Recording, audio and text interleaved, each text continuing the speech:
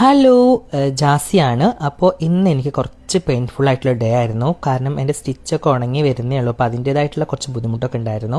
അപ്പോൾ ആശി പറഞ്ഞു, നീ റൂമിൽ തന്നെ ഇങ്ങനെ ഇരിക്കാണ്ട് കുറച്ച് പുറത്തു കൂടെ ഒക്കെ ഒന്ന് നടക്കുക, അപ്പോൾ ഓക്കെ ആവുമെന്ന്. അപ്പോൾ കുറേ ദിവസത്തിന് ശേഷമാണ് ഞാനിങ്ങനെ ഞങ്ങളെ മുറ്റത്തു കൂടെ ഒക്കെ ഇങ്ങനെ നടക്കുന്നത് കേട്ടോ. അപ്പോൾ അങ്ങനെ പൂവൊക്കെ വിരിഞ്ഞതും കാണാനൊക്കെ നല്ല ഭംഗിയായിരുന്നു. പിന്നെ ഇങ്ങനെ നടന്നപ്പോൾ കുറച്ച് റിലീഫായി. പിന്നെ ഞങ്ങളുടെ മുറ്റത്തെ മാവിൽ നിറയെ പൂത്തിട്ടുണ്ടായിരുന്നു. ഇതിന് മാങ്ങ ഭയങ്കര ടേസ്റ്റാണ് കേട്ടോ, പേരക്ക മാങ്ങയാണേ. അപ്പോൾ അത് കഴിഞ്ഞ് വന്നപ്പോൾ ആശി പറഞ്ഞു, നീ ഇരിക്കും, ഞാൻ നിനക്ക് നല്ലൊരു ജ്യൂസ് അടിച്ചു തരാമെന്ന്. പൊതുവെ ഷമാമ എനിക്ക് വലിയ ഇഷ്ടമല്ല. ആശയാണെങ്കിൽ നന്നായിട്ട് ജ്യൂസ് മേക്ക് ചെയ്യും കേട്ടോ. അപ്പോൾ ആശിൻ്റെ ഒരു അടിപൊളി ജ്യൂസ് ആശി എനിക്ക് ഉണ്ടാക്കി തന്നു.